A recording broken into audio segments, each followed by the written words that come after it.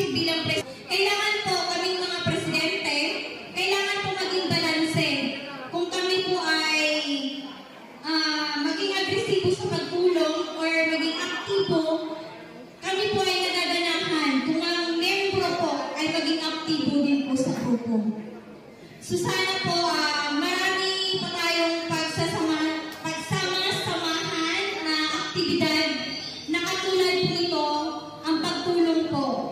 Maraming salamat din po kay Vice Sanjo Galas dahil siya po talaga ang nag-push po nito sa charity event na ito na pinili niya po si Princess na matulungan po ay taga-Kalatigas Nara, Palawan. So muli, maraming salamat po sa lahat ng mga Riders Club na andito ngayon na nakasama po namin o tayo na magkakasama. So hindi ko na pahabain, simulan na po natin ang ating Pass the Helmet event.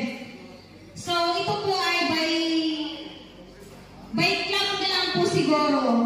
So founder, ano po yung So by Aberland.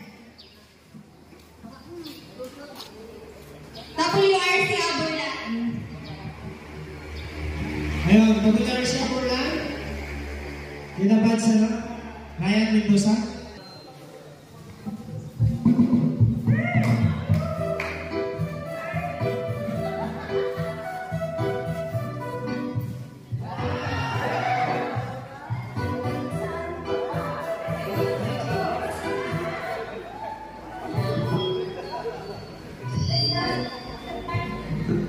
So next po, magpapasalamat po tayo sa iHome Incorporated po. So nagbigay po sila ng 500 references. Ayun, thank you very much, Princess. Nakakalatin na ako. Malapit na ako. Sir